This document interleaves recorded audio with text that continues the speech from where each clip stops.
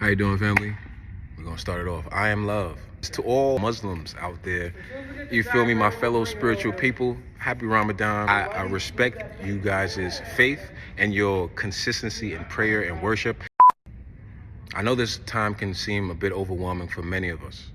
We feel powerless, in some instances oppressed in this seemingly complex and ever-changing and ever-competitive world, full of chaos, full of wars, rumors of wars, pedophilia and cannibalism, full of labor market shortages and a lack of work for literally the amount of humans on this planet. AI, every element that you can think of under the sun is competing for our attention, our time, and our priority, our energetic focus, our spiritual attention. So may we lock in not only to our personhood, but to our protest. What's needed more than anything is our ability to say no to things, to have a righteous resistance and a righteous anger for things that are unjust, unrighteous, and literally inhumane, illegal, okay? Like legitimately unwarranted for our growth and makeup as a human being. May we protest, may we organize, even if it's literally just one person. I'm gonna literally create a chat, a page, something, so we can organize as a protest, whether in New York City or the Bronx, or literally a virtual protest, a business boycott, something organized. But it can start with just one person. Again, a protest that speaks to the agency of our children, that speaks to the need for us to be more empowered in our government and what they do and don't do, and what they can and cannot do, and really just an uproar. I'm speaking revolutionary terms, and then still it might not need to get to that, but maybe we understand that this government is a lot like a child. They do as much as they can until they get yelled at. We are the parents in this situation. We often think that the government is the big brother. We make up the government. We are the people, we the people. And again, I'm not big on government or political science or the Constitution, but it does have its benefits. It does give us our Bill of Rights. It does give us the things that protect us as a citizen. May we be courageous in our protest, locking in and not only what is needed for our voices, but for the millions of voices that cannot be heard, for the hundreds of thousands of people who literally have been unalived, eaten, molested, pedophilia, everything, for the sake of the dollar and elites. To Iran, and understanding what this truly means for our government and our citizenry. It's not just some West Asia, some Middle Eastern war. It is literally something that has the potential to dictate our future, to dictate where we end up going in life, to literally change the frequency of our future. The prices of oil speaks of recession and even greater labor shortages in an already slowing down economy for some people. I say all of this to say, may we understand that even if we are not soldiers, even if we are not in the military, even if we're not that into the news, what's going on in Iran is going on in the States. It's going on in Minnesota. It's going on with ICE. That ability to go into a place is going on in Venezuela. That ability to go into a place with impunity, do war crimes, do crimes against humanity, kill its citizens, again, Minnesota, and still be in power is ridiculous. Last one, Ghana. Hey, it's Ghana's Independence Day. And this is why I go to places like these.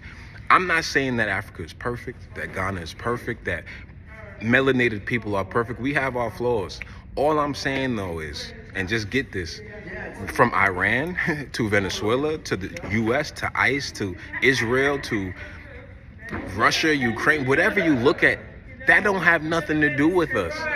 So may we understand that melanated people have a gift to this planet. Not to say that we're perfect, but we are progressing, and we don't do half of the injustices going on in the public view right now. So may we tap in with Ghana's Independence Day. Yes, it's a beautiful Independence Day. May we tap in with Ghana's Independence Day. If you know a Ghanaian, show them some love. Oh. And to all my Ghanaians out there, shout out to you. Happy Independence. And this is the last thing I'll end with. May we understand that in a time where we might feel powerless, our powers are communication, literally just connecting and communicating with one another. Prayer, understanding that that's a huge power. When this is spiritual warfare, prayer is a huge aspect to combating that other energy. We ain't gonna give it no names, but combating it strongly and intensely, knowing that it's a benefit to us to pray, to speak things that are not as though they are, to have faith in the future in a time that attempts us to be pessimistic and narcissistic and just lower in our ideas of the future and ourselves. All I'm saying is this moment of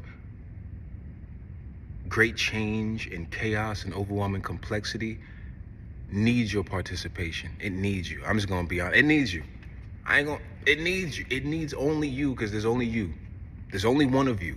You were needed in this time. Write it in the chat. You are needed in this time. It's just the truth. We need you. There's only one of you. There's only one you like you. We need you in this moment, in this now. Shout out to the people who are ready to be up in arms. May we be up in arms in prayer. May we be up in arms in conversation and discourse and dialogue.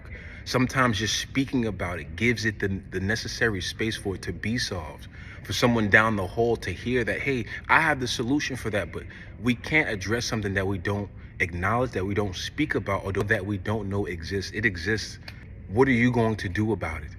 And that's where we kind of get stuck. Hey, I'm just one man though. Hey, Charlie, what can I do? You can pray. You can post, you can retweet, you can literally speak about it with your mom, your dad, your neighbor, your cousin. You can organize. At the beginning, middle, and the end of the day, it's kind of like a child. A child is gonna go as far as they can go until the parent says, hey, don't, you know what I mean? So right now, that's literally what they're doing.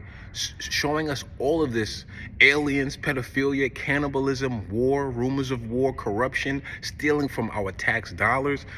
Listen, I ain't paying no taxes no more. And that's another story, okay. Daily dose of death, okay. And so we think the government is the parent. The government is the child. It's made of the people.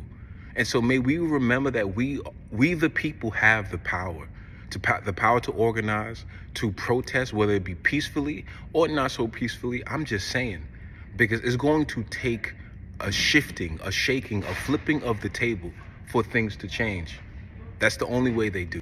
Even if I have to organize it, okay, you hear it from me. Even if I have to organize it and one person shows up or 1 million people show up, I don't care.